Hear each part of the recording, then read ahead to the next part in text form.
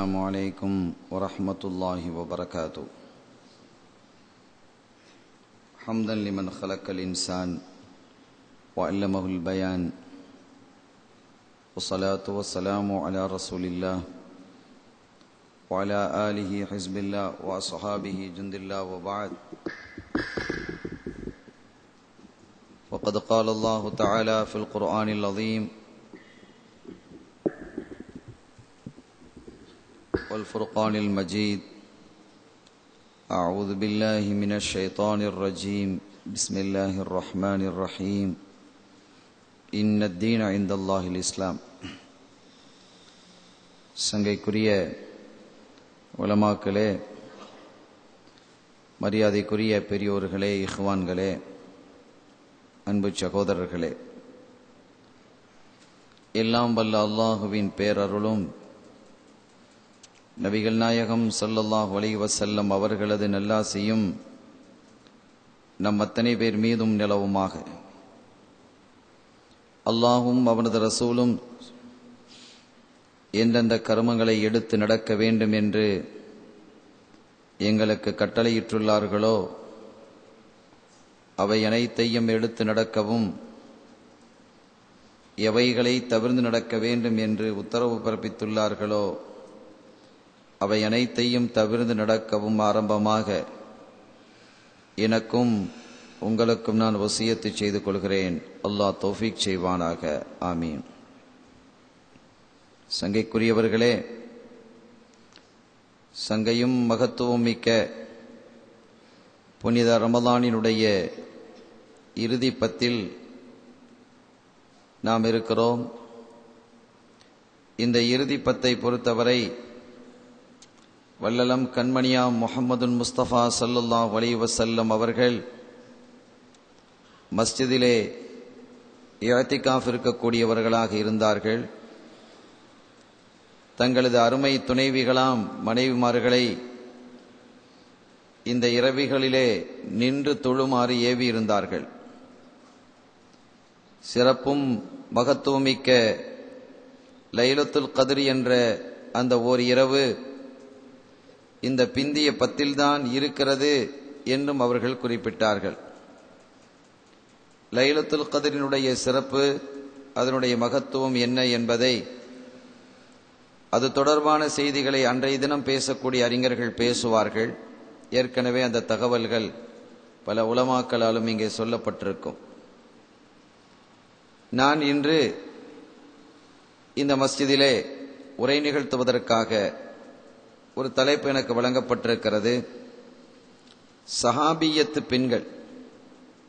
அருள் நபி ஸல்லல்லாஹு அலைஹி வஸல்லம் அவர்களினுடைய தோழர்கள் எவ்வளவு சிறப்பானவர்கள், மேன்மையானவர்கள், அல்லாஹ்வால் பொருந்திக் கொள்ளப்பட்டவர்கள், கண்மணி ஸல்லல்லாஹு அலைஹி வஸல்லம் அவர்களினுடைய அன்புக்கும் பாசத்திற்கும் பரிவுக்கும் கனிவுக்கும் நெருக்கத்திற்கும் உரியவர்கள் என்றெல்லாம் கடந்த உரையின் போது நாம் குறிப்பிட்டோம். இந்த அன்பிலும் பாசத்திலிருந்தும் சிறிதும் விலகாதவர்களாக, தூரமாகாதவர்களாகத்தான் நபி தோழியர்கள் என்ற அருள் நபி ஸல்லல்லாஹு அலைஹி வஸல்லம் உடைய சஹாபியத்துகள், சஹாபாக்களினுடைய மனைவிமார்கள், சஹாபாக்களினுடைய பிள்ளைகள், பெண் பிள்ளைகள், சஹாபிகளினுடைய தாய்மார்கள், கண்மணி ஸல்லல்லாஹு அலைஹி வஸல்லம் அவர்களுடைய மனைவிமார்கள், அவர்களுடைய பிள்ளைகள், அத்துணை பேரும் அந்த அன்பிலும் பாசத்திலும் நேசத்திலும் தங்களை மூழ்கடித்துக் கொண்டவர்கள். ஆண்களுக்கு நாங்கள் சற்றும் குறைந்தவர்கள் அல்ல என்று காட்டும் அளவிற்கு அவர்களுடைய நடவடிக்கைகள் இருந்தது. அல்லாஹுவால் அங்கீகரிக்கப்பட்ட பெருமக்களில் அவர்களும் இடம்பெறுகிறார்கள் என்பதை நாம் உணர்ந்து கொள்ள வேண்டும். அருமையானவர்களே, அவர்களுடைய தரஜா, அல்லாஹ் அவர்களை அன்னலம் கண்மணி ஸல்லல்லாஹு அலைஹி வஸல்லம் அவர்களோடு இணைத்து வைத்து அவர்களுடைய தோழியர்கள் என்ற மகத்தான பாக்கியத்தை அவர்களுக்கு வழங்கியிருக்கிறான் என்பதை எண்ணி பார்க்கும் பொழுது அதையெல்லாம் எண்ணி நாம் மனம் நிறைவு கொள்ள வேண்டும், மனப்புழுக்கம் அடையக்கூடாது. அவர்கள் மீது குறைகளை காண நாம் முடப்படக்கூடாது, தவறுகளை வீசக்கூடாது. குற்றங்களை ஆராயக்கூடாது.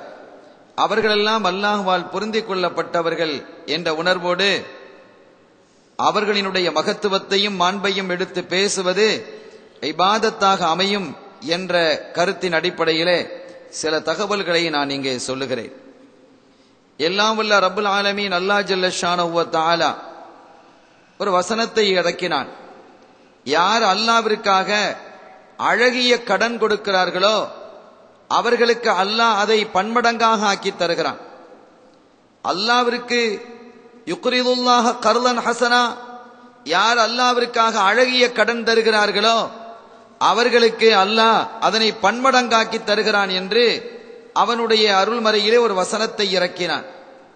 இந்த வசனம் இறங்கிய போது அந்த சபையிலே இருந்த சையதுனா அபூ தர்தா ரலியல்லாஹு தஆலா அன்ஹு அவர்கள் கேட்கிறார்கள், யா ரசூலல்லாஹ், எங்களிடத்திலா அல்லாஹ் கடன் கேட்கிறான்?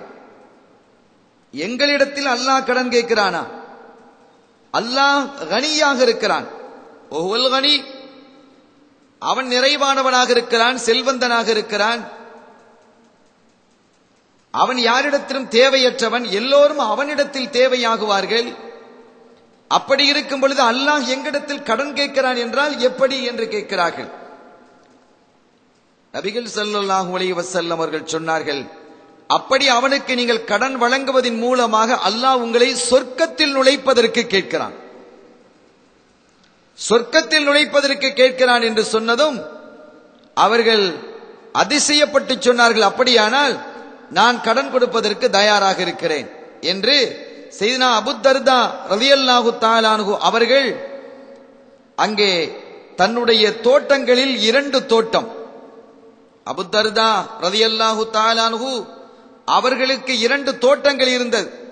பேரீச்சம்பழம் தோட்டங்கள், பெரிய தோட்டம். அதில் ஒன்று மிக பெரியது, இன்னொன்று பெரியது. ஒன்று ரொம்ப பெரியதாக இருந்தது, இன்னொன்று பெரியதாக இருந்தது. இந்த 2 தோட்டத்தையும் நாயகமே நான் அல்லாஹ்வுக்காக அர்ப்பணிக்கிறேன், கடன் கொடுக்க தயாராக இருக்கிறேன் என்று சொன்ன மாத்திரத்தில் நாம இருந்தால் என்ன சொல்லி இருப்போம்? ஆஹா அல்ஹம்துலில்லாஹ், வேறு ஏதாவது இருக்குதான்னு பாருங்க அப்படிமோ. 2 தோட்டம் தானே, வேற ஏதாவது இருக்கா என்று கேட்போம். கண்மணி ஸல்லல்லாஹு அலைஹி வஸல்லம் இந்த சமுதாயத்தினுடைய கண்களாக, வழியாக, விழியாக, ஒளியாக இருப்பவர்கள் அல்லவா? இந்த சமுதாயத்தின் மீது அவர்கள் கொண்டிருந்த நேசம், பாசம் அதற்கு நிகராக இன்னொன்றை சொல்ல முடியாது. அவர்கள் சொன்னார்கள், அபூ தர்தா, 2 தோட்டங்களை நீங்கள் தர வேண்டியது இல்லை, ஒன்றை நீங்கள் உங்களுடைய குடும்பத்திற்காக வைத்துக் கொள்ளுங்கள். நீங்கள் என்ன செய்வீர்கள்? உங்களுக்கு மனைவி இருக்கிறாள், மக்கள் இருக்கிறார்கள், அவர்களுக்கெல்லாம் நீங்கள் தர வேண்டாமா? எனவே 2இல் ஒன்றை அல்லாஹ்வுக்கு கொடுங்கள், ஒன்றை நீங்கள் வைத்துக் கொள்ளுங்கள். ஸல்லல்லாஹு அலைஹி வஸல்லம் ஒன்றை திருப்புறாங்க, ஒன்றை திருப்பி கொடுக்கிறார்கள். அப்படியானால் நாயகமே, நீங்கள் சொல்வது போன்று ஏற்றுக்கொள்கிறேன், ஆனால் நான் ஒரு வேண்டுதல் வைக்கிறேன், அதை நீங்கள் ஏற்றுக்கொள்ள வேண்டும். நான் ஒரு வேண்டுதல் வைக்கிறேன், அதை நீங்கள் ஏற்றுக்கொள்ள வேண்டும். சொல்லுங்கள் அபூ தர்தா, என்ன? இருப்பதிலே மிகப்பெரிய தோட்டத்தை அல்லாஹ்வுக்காக நான் தருகிறேன். அங்கேயும் பாருங்க, இருப்பதிலேயே மிகப்பெரிய தோட்டத்தை, பெரிய தோட்டம் என்ன இருக்கட்டும், ரொம்ப பெரிய தோட்டத்தை தான் அல்லாஹ்வுக்கு நான் தருவேன். ஸல்லல்லாஹு அலைஹி வஸல்லம் சிரித்துக்கொண்டு பெற்றுக் கொள்கிறார்கள். கபில்ட், நான் ஏற்றுக்கொள்கிறேன் என்கிறார்கள். அருமையானவர்களே, சையதுனா அபூ தர்தா ரலியல்லாஹு தஆலா அன்ஹு விரைந்து வீட்டுக்கு வருகிறார்கள். தன்னுடைய மனைவி உம்மு தர்தா ரலியல்லாஹு தஆலா அன்ஹா அவர்களை தேடுகிறார்கள். அங்கே வீட்டில் இல்ல, பிள்ளைகளும் இல்லை. அப்படியானால் அவர்கள் தோட்டத்திற்கு தான் சென்றிருப்பார்கள் என்று முதலாவதாக எங்கு செல்கிறார்கள் தெரியுமா? அல்லாஹ்விற்காக வழங்கப்பட்ட அந்த தோட்டத்திற்கு விரைகிறார்கள். ரொம்ப விரைஞ்சு போறாங்க, வேகமா போறாங்க. அங்கே உம்மு தர்தா ரலியல்லாஹு அன்ஹா இருக்கிறாங்க. பிள்ளைகளும் விளையாடிக்கிட்டு இருக்குது. ஒரு பிள்ளையினுடைய வாயில பேரிச்சம்பழம் கிடக்குது, வாயில போட்டு சப்பிக்கிட்டு இருக்குது. ஓடி வந்த அபூ தர்தா ரலியல்லாஹு தஆலா அன்ஹு அந்த பிள்ளையை பிடித்து வாயிலே கையை விட்டு அந்த பேரித்தம்பழத்தை எடுத்து கீழே போடுறாங்க. இதில் சாப்பிடுவதற்கு நமக்கு உரிமை இல்லை என்றார்கள். அவங்க கேட்டாங்க, உம்மு தர்தா மனைவி கேட்கிறாங்க, யா அபூ தர்தா, என்ன நடந்தது? நம்ம தோட்டம் தானே இது, நம்ம தோட்டத்தில் நம் பிள்ளைகள் சாப்பிடுவதற்கு உரிமை இல்லையா என்று சொன்ன போது, இல்லை உம்மு தர்தா, அல்லாஹ் ஒரு திருவசனத்தை இப்போது இறக்கினான். கண்மணி ஸல்லல்லாஹு அலைஹி